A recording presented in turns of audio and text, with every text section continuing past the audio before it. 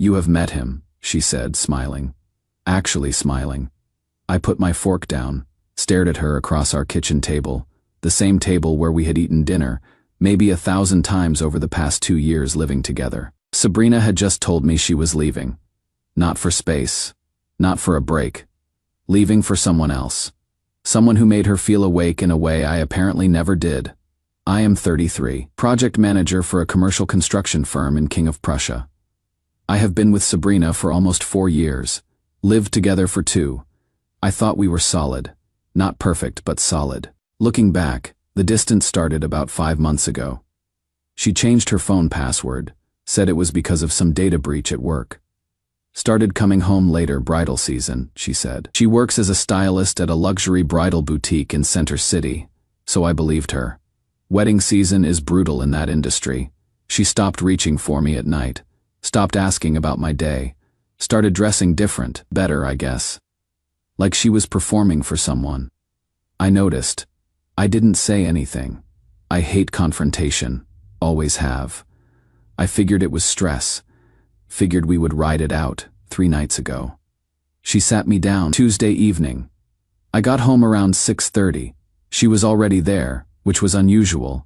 She had showered, changed into the black dress she only wears when she wants to feel confident. She said we needed to talk. I knew before she started. You always know. But I didn't know how she would say it. She didn't cry, didn't apologize, not really. She sat across from me and said she would met someone who made her feel seen, someone who understood what it meant to want more out of life. She said I was comfort, but he was future. I didn't plan this, she said, but it is real, and I cannot keep living a small life when I finally know what it feels like to be chosen. Chosen, like I had been holding her hostage in some mediocre existence. I asked who it was. I don't know why. Maybe I thought if it was some random guy from a bar it would hurt less. She said his name, Grant. Then she added, "You have met him." My brain went blank for a second. Grant who? Grant Holloway, the lawyer. He actually sees me. He understands what it means to want more. I heard the name, processed it, didn't believe it. Grant Holloway, the one who works at the white-collar defense firm downtown. She nodded, still calm, still glowing, almost tall. Wears an Omega watch, small scar on his right hand. Yes, that is him. I opened my phone, pulled up the wedding website, turned the screen toward her. Her face changed. Grant Holloway is my sister's fiancé. They are getting married in 6 weeks. I met Sabrina almost 4 years ago. My sister Claire met Grant about 18 months ago. They got engaged last spring. I have seen him at family events. Thanksgiving, engagement dinner, cake tasting, where I helped carry supplies from Claire's car, a couple of brunches. He came to our apartment once, maybe 6 months ago, for a small gathering. Sabrina was there. They talked. I didn't think anything of it. Sabrina didn't know Grant was Claire's fiancé because she rarely came to family events, always busy with wedding season. And Claire uses our dad's last name professionally, different from mine. In casual conversation, I would mention my sister Claire, the pediatrician, but never connected all the dots in front of Sabrina. Sabrina stared at the screen, at the engagement photos, at the wedding date, at the venue details. This is, she started, stopped. I scrolled, showed her the RSVP page, still active, showed her photos from Claire's bridal shower last weekend, showed her the tuxedo-fitting photos Grant posted on his private Instagram 2 weeks ago. Her face went white. He told me, she said slowly, that he had postponed things, that it was complicated, that she wasn't handling the distance well, but they were basically done except for optics. I didn't say anything. "Does your sister know?" she asked. And that is when I realized the worst part. She wasn't sorry for betraying me. She was panicking because she hadn't actually traded up like she thought. I told her I had talked to Claire, not to protect Sabrina, to protect my sister. I told Sabrina to be out in 3 days. She immediately switched tactics, said I was overreacting, said the affair technically started emotionally, and she didn't owe fidelity once the relationship was dead inside, said we weren't even engaged. So what did it matter? Very modern, very clean in her mind. I didn't sleep that night. Saturday in the living room until almost 4 in the morning trying to figure out what to do. If I tell Claire, I might destroy her wedding, destroy her happiness. She has been planning this for months. Venue booked, dress fitted, save the dates sent to 180 people. If I don't tell her, I let her marry a man who has been sleeping with my girlfriend for God knows how long. This morning I called her. I need you to come over before work. Alone. Don't bring Grant. She is on her way. I don't know what I am going to say. I don't know how to tell your sister that the man she is about to marry has been having an affair with the woman you have been living with for 2 years, but I cannot let her walk into that wedding not knowing.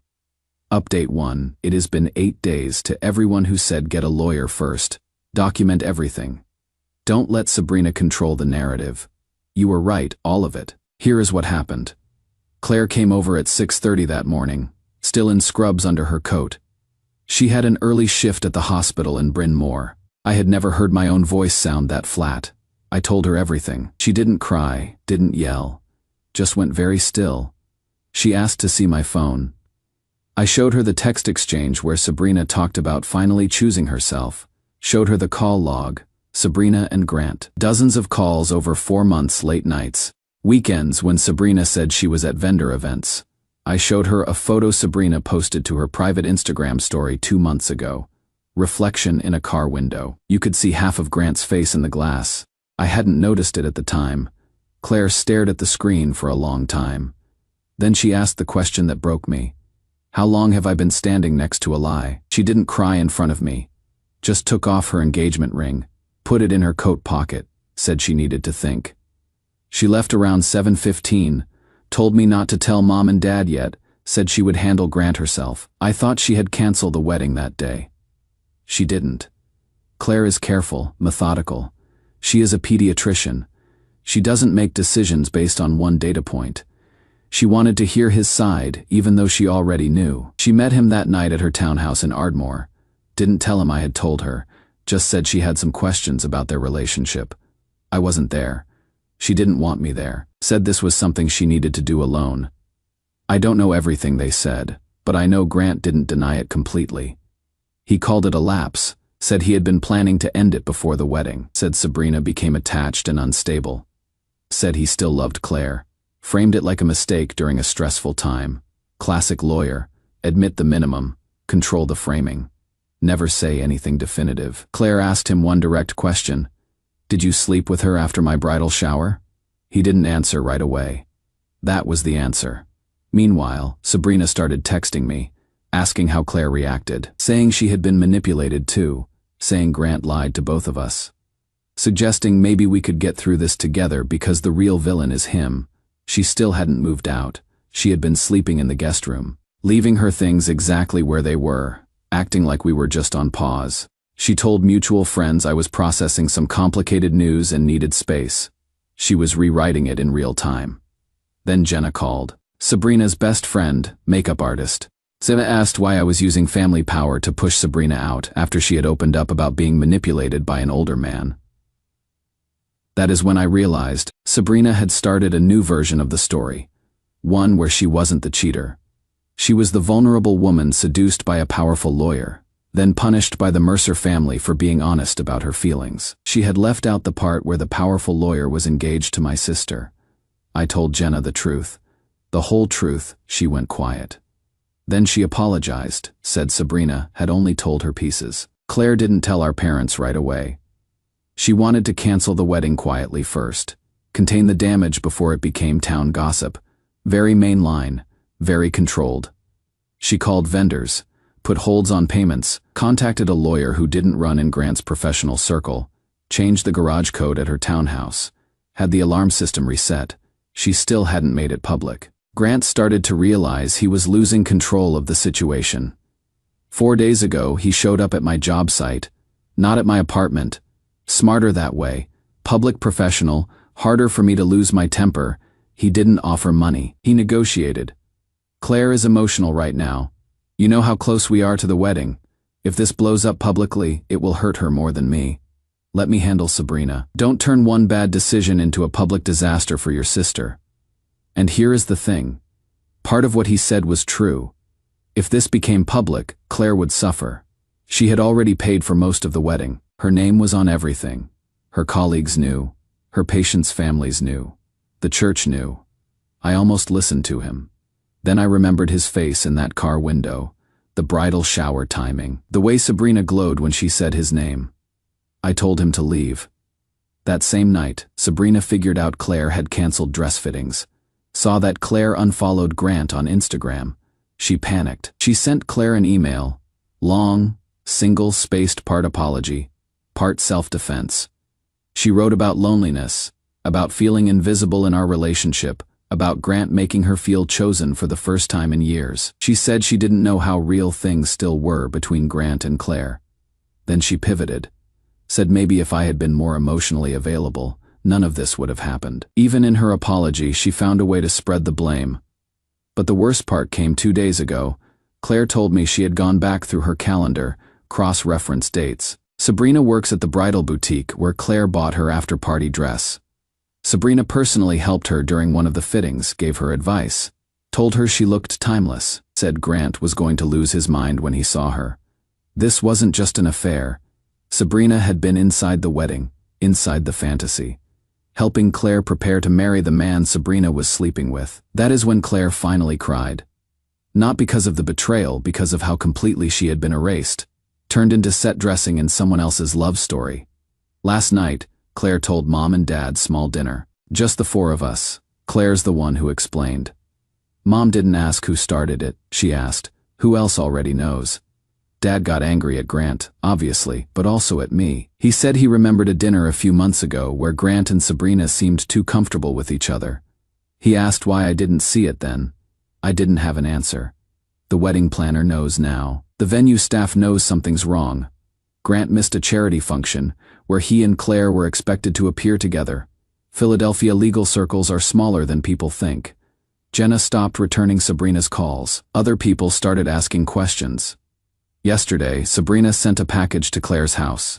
A folder, printed timeline of the affair from her perspective, selected text messages, notes about how I had been emotionally shut down for over a year. A handwritten letter saying she never set out to destroy anyone and only fell into a truth no one wanted to face. She was trying to rehab her image, position herself as tragic instead of destructive, but she made a mistake.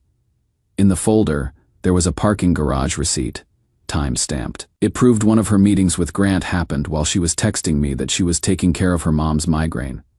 She handed Claire more evidence while trying to save herself. Claire finally decided. She sent a brief email to the guest list. Immediate family. Bridal party. The wedding is canceled. Please respect our privacy. There was a serious breach of trust. No further details at this time. 15 minutes later, Sabrina posted an Instagram story. Sometimes women are punished for telling the truth men are too cowardly to face. The fire's about to go public. Update 2-3 weeks since the breakup, 2 weeks since the wedding cancellation went out. You all called it. Every single thing you said would happen, happened. The narrative war started immediately. After Sabrina's Instagram story, people started talking, not nationally, just locally. The way things spread in circles like ours. Bridesmaids' friends screenshot the story. Boutique staff whispered. Legal assistants at Grant's firm heard things. Parents of wedding guests started asking questions. Sabrina built her version carefully. She said Grant and Claire's relationship had been over for a long time, that I was using the situation to punish her for leaving me, that she was being turned into the other woman when the truth was more complicated, that everyone was reacting to appearances instead of facts. The problem was, the facts didn't lean her direction as much as she needed them to. Claire didn't go public right away. She did something smarter. She gave Grant 24 hours to tell both families and the wedding party the full truth himself. If he didn't, she would. Grant chose half-truth. He admitted to inappropriate involvement, described it as a brief emotional overlap, blamed wedding pressure, avoided any mention of the physical relationship or the timeline. When my mom told me what he had said, I lost it for the first time. I realized if we stayed polite, Grant was going to rewrite this until Claire became the woman who canceled a wedding over a technicality. Claire didn't drop a revenge bomb. She just sent one email to immediate family on both sides, to the bridal party, to the wedding planner, to Grant's parents, 3 attachments. First, screenshots of Claire's bridal appointment history at the boutique. Sabrina's name listed as the stylist on 4 separate visits. Second, calendar proof showing affair meetups overlapping with those bridal appointments. Third, a text Grant sent Sabrina the night after the bridal shower. Seeing you help her today was surreal. I couldn't stop thinking about getting you alone after. No commentary, no accusations, just the evidence, side by side. That is when everything collapsed. Grant's firm didn't fire him, but he got quietly pulled from a client-facing leadership panel scheduled for next month. His managing partner suggested he take personal leave, phrased it as concern, meant it as distance. His parents called Claire, not to defend him, to apologize. His mother cried, said she didn't raise him to be this kind of man. They wanted her to handle it quietly, didn't want the social fallout, but Claire didn't go back. Grant tried one more time, sent her a long letter handwritten, said he had made the biggest mistake of his life, that he would go to therapy, that he would do whatever it took. She didn't respond.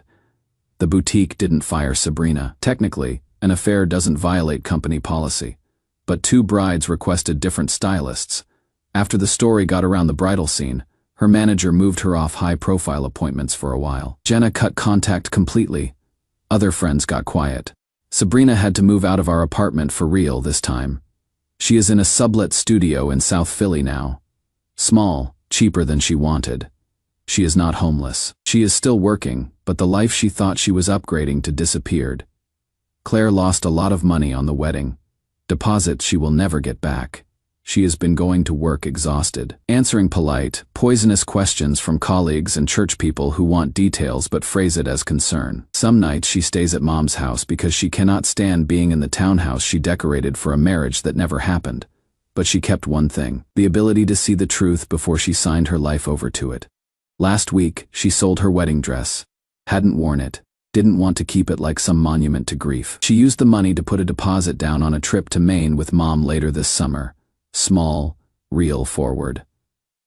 I have been going to therapy. Cal, my best friend, suggested it after he saw me stuck in the same mental loop for 2 weeks.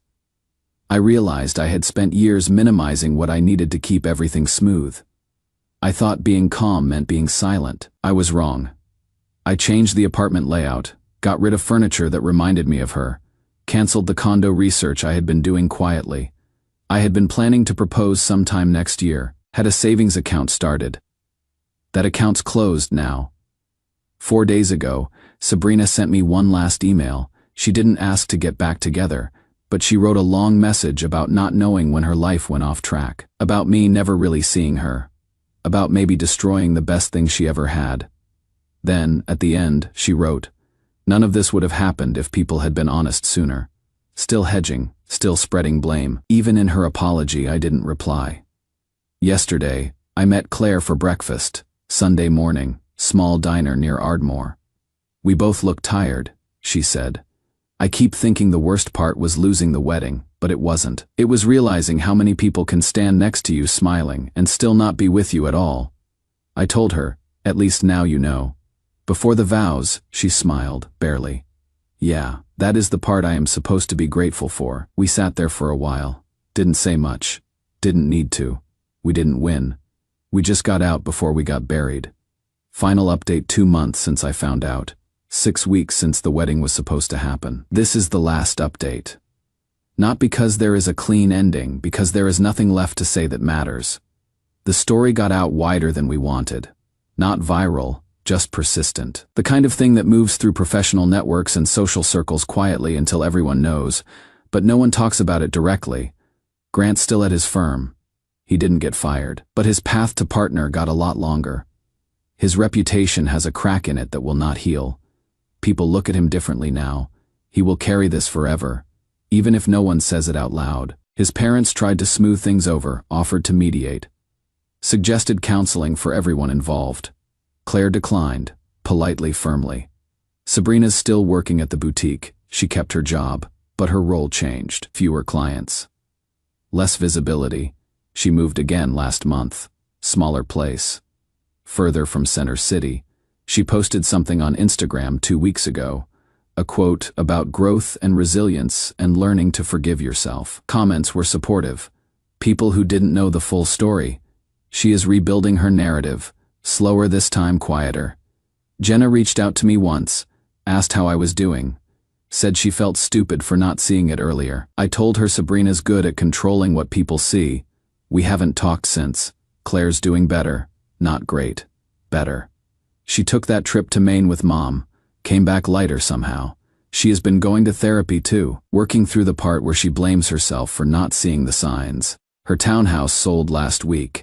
She is moving into a condo closer to the hospital. New space. No history. She went on a date. Just one. Said it felt too soon, but she wanted to try. It didn't go anywhere. She wasn't disappointed. Mom and Dad are fine, protective of Claire. Polite to me in a way that suggests they still think I should have noticed something sooner. Maybe they are right. I don't know anymore. Cal's been solid steady, doesn't ask too many questions, just shows up when I need him to. I have been working a lot. Took on 2 new projects. Staying busy helps. I am sleeping better. Not great, but better. I haven't seen Sabrina since she moved out. Haven't heard from her except that one email. I haven't seen Grant at all. He has avoided family events. Smart on his part. Last week, I was cleaning out a drawer and found an old photo. Me and Sabrina at some friend's wedding 2 years ago. She is smiling at the camera. I am looking at her. I don't remember what I was thinking in that moment. Probably something simple, probably something like, "This is good. This is enough. This is real." I threw the photo away, not out of anger, just because it didn't mean what I thought it meant. That is the thing about betrayal. It doesn't just take the future, it rewrites the past. Makes you question every moment you thought was solid. But here is what I know now. Sabrina thought she was leaving an ordinary man for a bigger life. Grant thought he could keep a good woman, a side relationship, and a perfect reputation at the same time. They were both wrong. Neither of them lost everything. Sabrina still has her job.